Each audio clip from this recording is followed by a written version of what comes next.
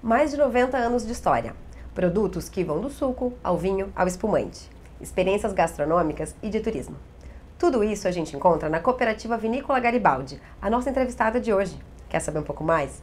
Então vem comigo. Eu sou a Marla Gás e esse é o Construindo Marcas, um programa Coletiva.tv.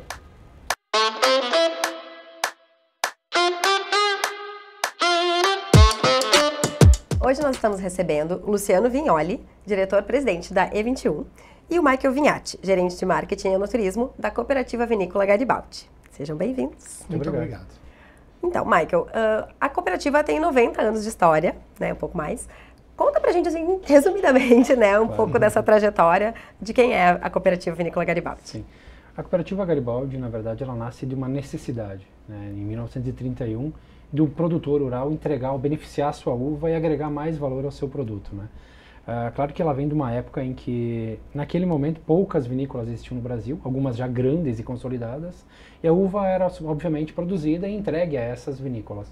Nesse meio tempo, em 1929, chegou no Brasil Paulo Medeiros de Barros. Paulo Medeiros de Barros ajudou a idealizar o cooperativismo, numa primeira tentativa, em 1911, de Stefano Paternò, que hoje é conhecido como o pai do cooperativismo, enfim, né? Com a segunda vinda em 29, ele volta para a Itália, volta para o Brasil em 31 e funda algumas cooperativas. Então ajudou esses produtores, naquele momento, a fundarem a Cooperativa Vinícola Garibaldi e sim beneficiar a uva e vender a granel. Isso até os anos 40. No final dos anos 40 começa a surgir o primeiro rótulo da Garibaldi, que é um vinho fino da marca Garibaldi. E na sequência vem as marcas Precioso e outras, e a Garibaldi chega ao seu ápice em 1958. Em 58 com Humberto Lotti. Humberto Lotti ele foi diretor da cooperativa, ele ingressou na cooperativa em 31 com 18 anos e saiu em 70. Então ele construiu a trajetória dele lá dentro da Garibaldi. E ele foi conhecido como Barão do Vinho no Brasil. E em 58 ele liderou a primeira grande exportação de vinhos do Brasil para a França. Naquele momento a Europa como um todo estava sofrendo muito por questão de perda de produção, a chamada filoxera, que atacou pela segunda vez os vinhedos da Europa, enfim. E eles compraram vinho do mundo e o Brasil vendeu vinho. E a Garibaldi, junto com outras cooperativas, no momento, naquela época eram a Rio Grandense, a Garibaldi, a Aurora e mais uma outra cooperativa, se juntaram e eles fundaram uma empresa chamada Navinsul, e dali eles começaram a exportar vinho para a Europa. Então foi o grande marco da vitivinicultura brasileira, um dos, né, lógico, e foi liderado pela Garibaldi. Na década de 60 e 70, a Garibaldi também continuou crescendo, surgiram outras marcas, e na década de 70 e 80 a gente passou por um problema financeiro e a Garibaldi foi, naquele momento, entregue ao banco. Então a gestão da cooperativa não era mais do sócio da cooperativa. Até o final dos anos 70, início dos 80, onde a gente recupera a Garibaldi, lança outros vinhos, como Chalais do Clermont, Melon Raschiati, marcas que hoje não existem mais. Numa tentativa de recuperação de mercado, damos um salto, lá em 2005 a gente começa a apostar nos espumantes. Então a Garibaldi hoje a gente fala muito de espumantes, a gente vai tratar muito disso, o Luciano também vai tratar muito disso depois. A gente olha para a trajetória da Garibaldi e imagina que a Garibaldi produz espumante há 90 anos.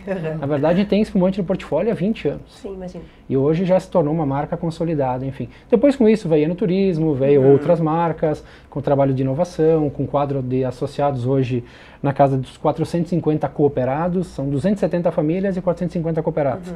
Dentro da mesma família a gente pode ter mais de um cooperado. E sempre apostando no mesmo propósito, né? A Garibaldi tem um propósito bem claro, que é promover a vida em harmonia, mas através do nosso associado. A gente coloca a figura do nosso associado, do nosso cooperado, em primeiro lugar, e deixa o resultado financeiro como consequência da atividade das pessoas. Esse, bem rápido, assim, um pouquinho do que é a Garibaldi hoje, né? Os cooperados, eles são todos ali do entorno, né? Sim, hoje são 18 municípios, a gente tem boa parte deles concentrado em Garibaldi, e os demais 18 municípios são no raio de 50 quilômetros. Então, basicamente, esse é o eixo. Produzimos 95% da uva na Serra Gaúcha. Tem um percentual que vem da campanha, né, que é a uva que vem de fora. Mas é muito pouco, às vezes nem é do cooperado. Dependendo do mercado, a gente acaba comprando de um terceiro, né? Isso é importante também. Esse ano, obviamente, a gente teve uma safra um pouquinho menor em relação à safra passada, mas é uma realidade setorial, né? no Brasil, né, enfim. Sim, os fenômenos climáticos a gente está fortes. suscetível, é isso aí, a agricultura está suscetível a tudo que acontece de forma externa e tal.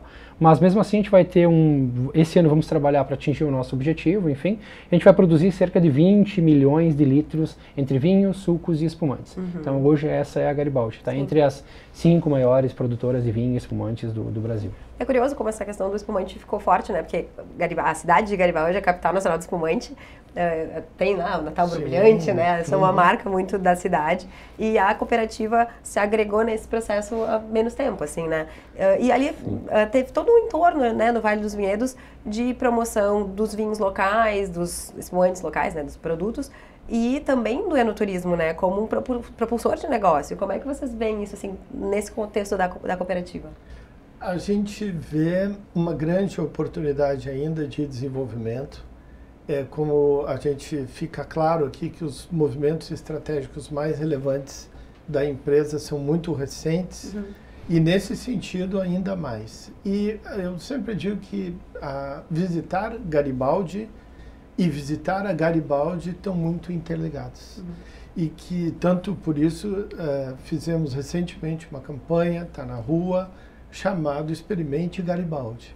E a Experimente Garibaldi é Experimente uma cidade absolutamente fantástica, berço do espumante e uma vinícola que oferece experiências incríveis, desde um wine bar. Eu sou particularmente apaixonado pelo varejo, porque eu acho que o varejo hoje é uma enciclopédia do espumante gaúcho brasileiro, pela variedade de rótulos, de varietais que são experimentados, que vale a pena curtir e ir lá muito mais do que comprar o vinho, mas pegar uma visita assistida.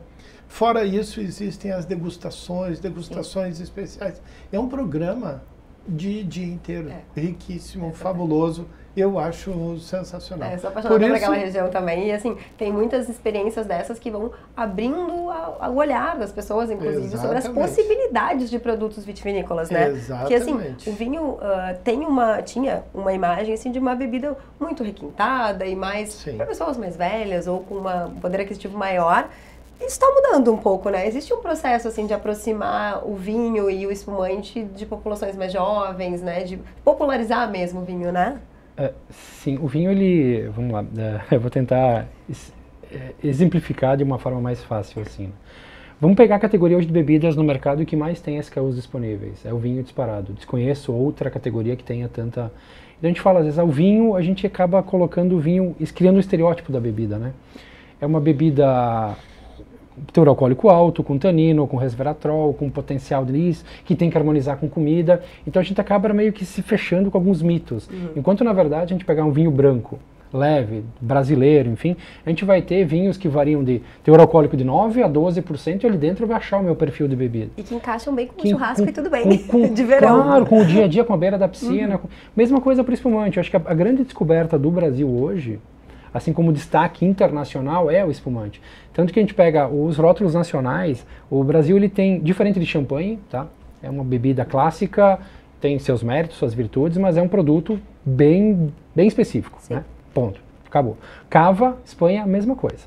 É o método champenoise, aquela coisa toda. Tem a Freixenet, hoje que é uma marca que despertou no Brasil, enfim, e assim por diante. Temos o Prosecco, que é uma bebida mais leve, que é a maior produção de espumantes do mundo, é Prosecco. Cerca de 1 bi de garrafas, já é muito volume na Itália.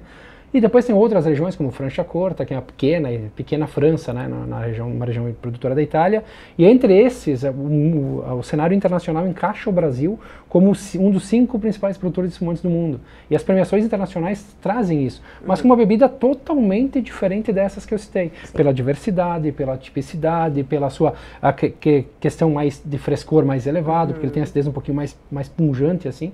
Deixa o produto mais leve, mais delicado e até mais apetitoso. Claro que não vou correr uma maratona e tomar espumante para me refrescar. Mas o espumante brasileiro tem essa diferenciação em relação a esses outros que eu citei, no sentido dele ser mais leve e ser mais adaptado ao perfil de consumo do brasileiro. Acho que isso é o mais importante hoje. E a gente é reconhecido internacionalmente justamente pelo espumante. Sim, por uma qualidade, né? Sempre... Exato. É a tipicidade, né? Eu acho que qualidade hoje deixou de ser fator de diferenciação, sim, mas a tipicidade do espumante brasileiro é incrível e é conhecida internacionalmente. Sim. E veja que a indústria, principalmente a indústria brasileira, ela não é muito longeva em vinhos de alta qualidade. Ela tem 30 anos, talvez, nesse processo. E o vinho brasileiro foi, entre aspas, obrigado a criar uma certa imagem de sofisticação para se diferenciar e dizer eu tenho valor no mercado. Claro. Bom, isso criou uma espécie de temor, de medo nas faixas mais jovens, claro, de encarar uma gôndola de supermercado e dizer não sei nem por onde começar. E não paralisar na frente. Então, por isso, a gente tem feito na comunicação da Garibaldi e trazendo para a marca a ideia de maior leveza, de maior descompromisso, sem abrir mão, obviamente, de questões de qualidade. Mas de dizer, olha, o espumante não é só para o peru, para o Natal, para o Ano Novo. O espumante, ele é uma perspectiva de que nós, pode ser agora a gente experimentar. Essa foi a campanha, sim, que a gente desenvolveu no ano passado. Ficou muito legal, com visual jovem. Não tem nada a ver com aquele visual sofisticado, visual agressivo, cores legais, para a gente aproximar de e dizer para as pessoas, experimentem sem medo, curtam, sim, porque é uma experiência muito rica. Nas redes sociais, né, tem toda uma imagem, com assim, certeza, produtos gráficos muito interessantes e muito coloridos, muito vivos, né? Aí pegando datas, o carnaval, ali o verão, chamou a atenção, assim, olha o feed, né, da cooperativa no Instagram, e dá para ver bem essa jovialidade, esse refresco, assim, né? É verdade, e isso é indispensável para uma marca quase centenária, mas com um viés profundamente inovador, sim, moderno. Um viés que está ligado nas variáveis do mercado. Não é uma empresa centenária que está lá colhendo os louros do passado. Sim. É uma empresa que, como marca, está olhando para frente. Claro. Dificilmente a gente tem uma conversa com o Michael, com o André, com o pessoal, e eles não têm uma novidade. Sim. Dificilmente. Isso é fascinante. Sim. E o vinho tem essa questão, né, esse processo vitivinícola de ter muito ligado à tradição, né, porque com a imigração, com a própria construção da gente enquanto sociedade, né, com a conexão com a terra. Ao mesmo tempo, tem, né, essa questão de inovação, de métodos inovadores de produção, de engarrafamento, de embalagem, de novos mercados. Como é que lida com isso? Vamos lá. Eu acho que o ponto-chave é tradição e inovação, elas podem caminhar juntas, né? E é muito isso que a gente trabalha internamente na Garibaldi. Até 20 anos atrás, a indústria enológica brasileira ela era muito focada para o perfil do enólogo. O enólogo traçava um perfil de produto, esse é o perfil que a gente vai jogar para o mercado, e não olhava para o mercado. Talvez não tinha a preocupação de ouvir do mercado. Claro, pode ser meio... soa um pouquinho, né, forte essa entonação, mas mais ou menos era isso que se trabalhava. Talvez não 20, mas há 30, 40 anos atrás era essa a realidade. Até porque a gente não tinha tanto conhecimento técnico, não tinha tanto acesso à tecnologia, enfim, como se tem hoje. A partir do momento que a gente vira a chave, começa a ouvir mais o consumidor, entendendo também com a entrada dos rótulos internacionais destinados ao perfil do consumidor brasileiro, a indústria brasileira também passou a um salto de inovação muito forte. Hoje, quando a gente fala em tecnologia empregada na vinícola, isso eu falo da maioria das vinícolas brasileiras, em relação a outros países, a gente está na frente de muita gente. Sim. Porque a gente tem que lidar, às vezes, com aquela condição climática diversa que outros países talvez não tenham, com aquela tradição ainda maior que outros países têm e a gente não tem. Então a gente transforma isso através do quê? Da tecnologia empregada, da inovação, mas principalmente das pessoas, que é o saber fazer, né? Acho que isso é o principal ponto hoje, eu falo pela Garibaldi, eu falo pela indústria vinícola brasileira, na questão do saber fazer. E quando a gente trata a inovação, lançar produtos novos, aquele processo que às vezes levava 1 ano, 2 anos, 3 anos. Claro que se eu quiser lançar um vinho com envelhecimento em barrica de carvalho, um vinho que seja parecido com Barolo, com Super Toscano, ou com Amarone, que seja 36, 48, 50, 60 meses, sim, a gente vai pensar num produto totalmente diferente. Mas quando a gente fala em inovação, nós temos aqui na mesa um Moscato Zero Álcool, por exemplo. É um produto que ele tem mosto da safra, que é o suco da uva moscato, adicionado de água, porque a composição do produto é essa, é 60% suco da uva, 40% água, gás injetado, mas injetado em tanque, diferente de uma Coca-Cola, que é um refrigerante, né? Onde ele incorpora melhor o oxigênio, o gás carbônico para tornar a perlagem mais fina e consistente. Sim. É um produto que depois que a gente recebe a uva na safra, em 30 dias ele pode estar na gôndola do brasileiro. E por que eu citei usar o álcool? Né? É uma bebida que realmente vem crescendo, a gente observa essa tendência. Né?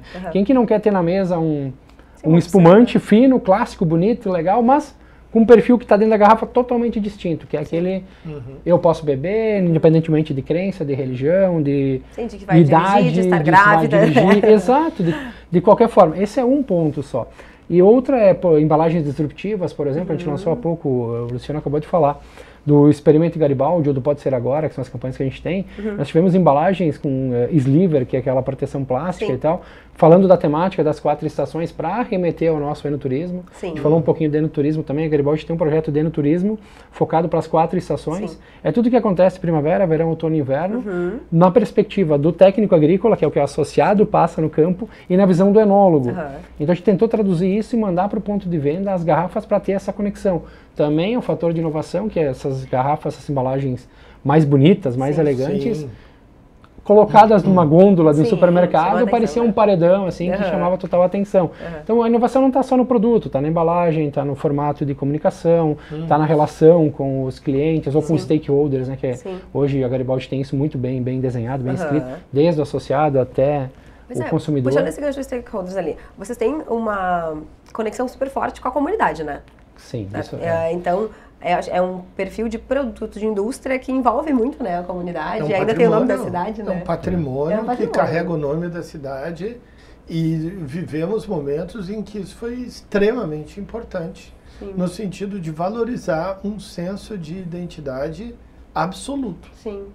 Inclusive tem empreendimentos, né, lá, o Wine Bar, né, que são da cidade para a cidade para o turista, né? Eu acho que é muito do senso de cooperar, né, da cooperativa como um todo. Vamos desenvolver a região no qual a cooperativa está inserida. Esse é o nosso principal, um dos nossos principais objetivos estratégicos hoje, né? Então, está envolvido com a comunidade.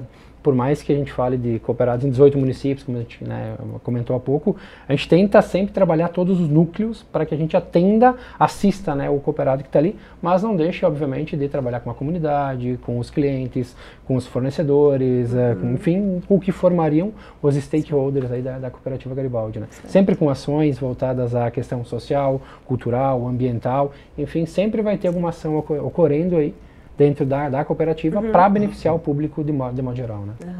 Assim, nesse período de 90 anos de história, tem uma série de crises, né? Tu comentou agora há pouco de uma crise econômica que aconteceu, e recentemente a gente teve uma crise de imagem, né? Uma crise de responsabilidade social e tal, em virtude ali de suspeitas de trabalho análogo à escravidão e tal, no fornecimento dos insumos da cooperativa, e ali da região. Como é que foi isso para vocês, tanto para vocês enquanto marca, quanto para vocês enquanto agência, né, de trabalhar e lidar com isso e sair disso e conseguir sair maior do que entrou? É verdade. Vamos lá, eu acho que enquanto marca, realmente, um dos principais valores, a gente começou a conversa falando sobre os principais valores da Garibaldi, né? É difícil a gente falar de valores sem citar as pessoas. E a partir do momento que algo acontece, a gente fica sabendo de uma forma bem... que foi através da imprensa, o nosso comunicado não foi através de um órgão oficial, receber uma notícia dessas que a gente estaria ferindo o nosso principal ativo, que são as pessoas, dói, machuca, e muito também. Claro que não vou entrar no mérito de tudo o que aconteceu, porque eu acho que hoje está mais claro para quem nos assiste agora do que aconteceu naquele determinado momento. Mas foi um baque no sentido de o que vai ser a continuidade do nosso trabalho agora. Algumas perguntas vieram à tona, mesmo a gente sabendo que a gente estava totalmente certo no que a gente estava, da forma como a gente estava agindo, né? Só que pelo fato de agredir, uma coisa é dizer, tem um produto que está inconforme, beleza, vamos começar de novo. É do jogo às vezes, sabe? Mas machucar as pessoas, assim, realmente doeu. E a gente chegou por vários momentos a se perguntar o que vai ser do setor? A primeira preocupação é essa. O que vai ser das pessoas que compõem o setor? Porque o futuro ficou tão incerto naquele determinado momento que a gente foi se socorrer. E aí a gente chegou até aí 21 também, para quê? Para a gente juntos construir uma imagem de reconstrução de imagem de marca. É muito diferente da gente construir um posicionamento de produto no mercado. Totalmente. Que pode ser muito rápido por vezes. E a gente acabou sendo bem assertivo, nos conhecemos, né, Luciano? E a partir daí a gente conseguiu mostrar ainda mais os valores da cooperativa, né? Acho que isso, e foi isso, esse foi o nosso alicerce. Sabíamos que estava fazendo a coisa certa, precisávamos contar de forma correta. E esse foi o trabalho da E21, né? Esse foi o nosso trabalho. E quando o Michael nos ligou no olho do furacão, assim, o time que eu chamei em volta da primeira mesa nossa de trabalho, o Squad, eu disse, olha, nós estamos honrados com essa missão. Essa missão não é uma missão assim comum, é uma missão de honra. E nós fizemos um trabalho de mergulhar na história da cooperativa, mergulhar na história da Garibaldi. E descobrir ali dentro da história como é que nós resgataríamos um conjunto de valores baseados na verdade. Esse era o nosso principal. E nós fomos para Garibaldi um dia depois, já com um acervo de discurso organizado para discutir com eles. Assim, eles estavam muito feridos, porque feriu algo muito caro, bastante delicado, muito caro. E a partir de movimentos totalmente organizados, nada espalhafatoso, nada que assim causasse não era isso, mas era simplesmente espelhar a verdade. Uma das frases que eu mais valorizo na profissão, quando a gente está trabalhando na formação de marca, é uma frase de Nietzsche, que diz o seguinte, torna-te o que tu és. E a gente queria mostrar o que a Garibaldi era. Nós não precisávamos inventar nada. Era mostrar a verdade. Esse foi o nosso primeiro trabalho, muito honrados de desenvolver. Sim, foi um rebranding bem forte num momento de crise, né?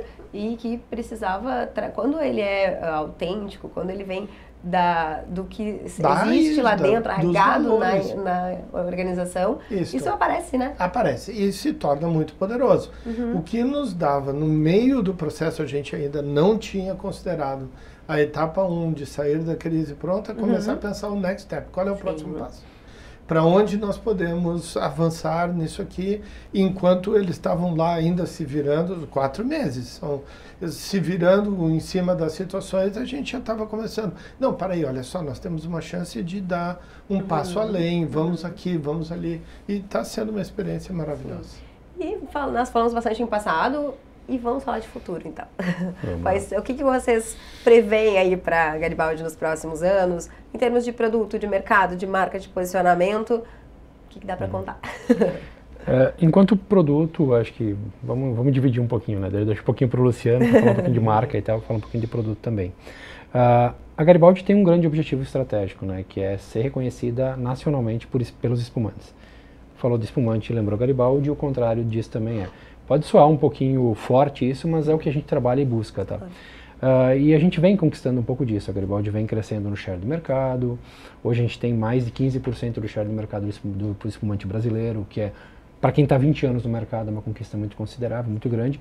Mas a gente vai estar sempre apostando em embalagens como produtos menos teor alcoólico, mais leves, mais fáceis de serem bebidos, não tentando levar para aquele lado do champanhe, do cava e tal, não, para a identidade realmente do produto e do perfil de consumo do espumante brasileiro. Acho que isso é importante também deixar frisado.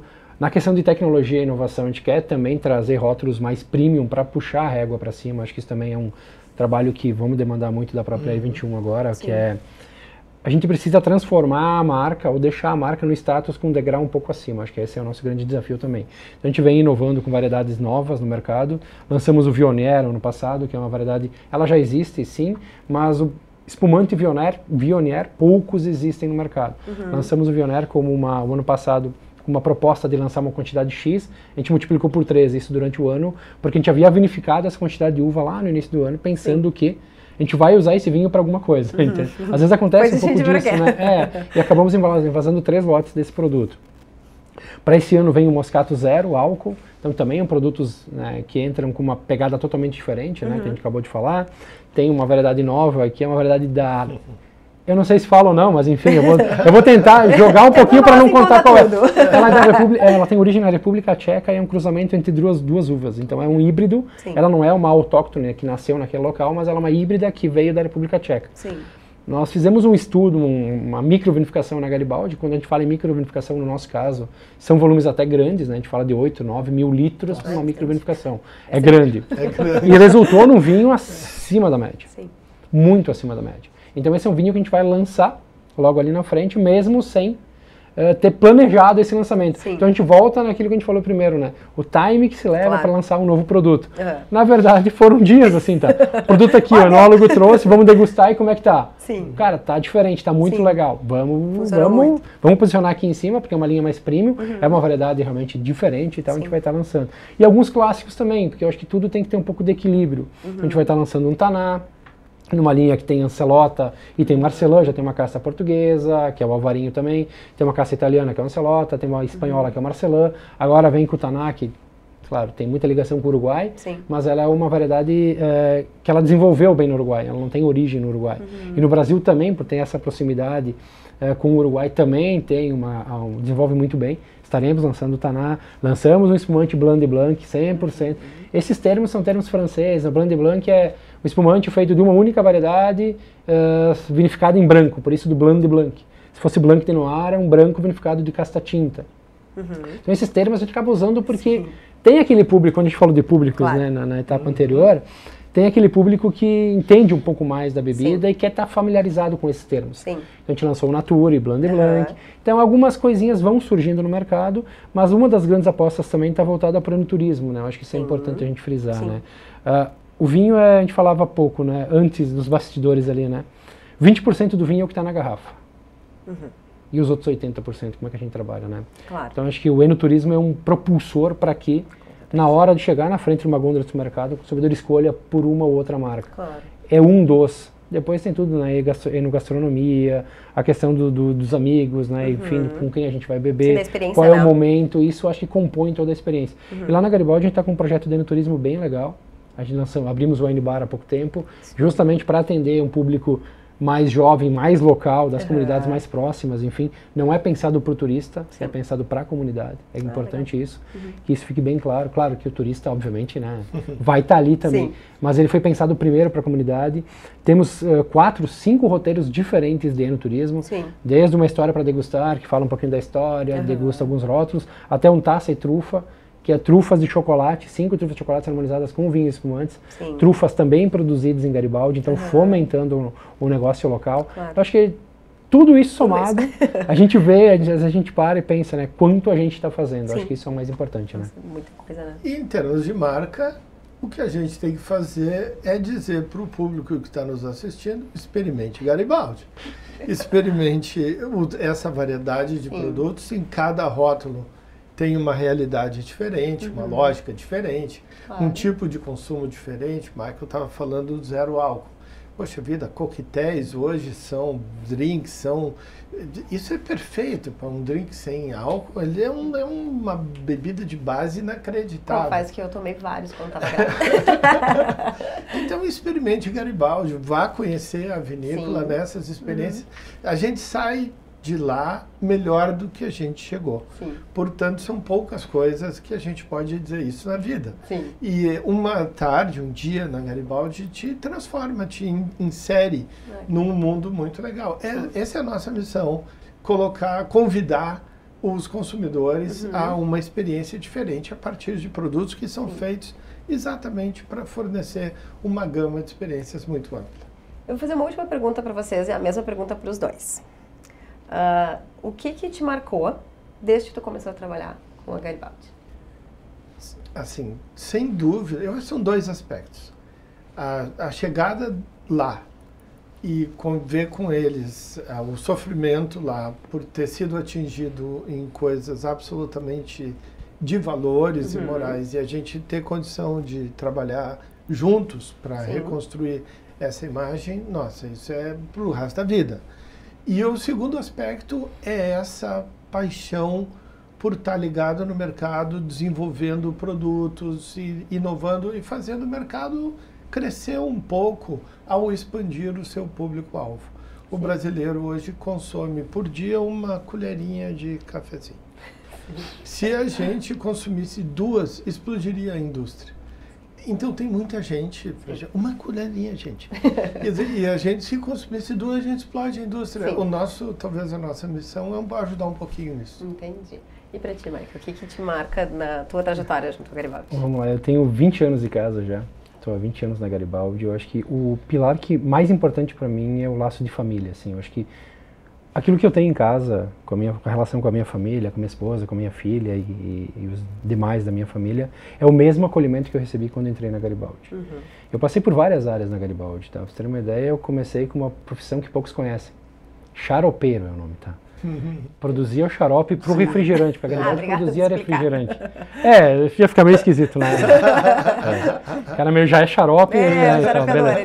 E isso eu acho que me ajudou muito, sabe, na trajetória, de mostrar, de realmente entender e estar inserido numa marca que, antes de qualquer líquido, qualquer brinde que aconteça na mesa do consumidor, fora da Garibaldi, tem 450 cooperados ali que acordam de manhã com o mesmo propósito, de cultivar uvas e gerar experiência para as pessoas. Eu acho que é isso que me motiva e é por isso que eu acordo todo dia, sabe? Sim. Disposto a justamente fazer parte disso e perceber que esse resultado está acontecendo nas duas pontas. Para mim é o mais importante. Então, tá bem, muito obrigada. Por favor, nós que agradecemos a oportunidade incrível de mostrar um pouco de todo o trabalho, às vezes um pouco de bastidores. Sim, né? Também. Que não fica tão claro na garrafa, mas importante. Muito obrigado, Marla. Que legal, muito obrigada. E fica com a gente até o próximo episódio.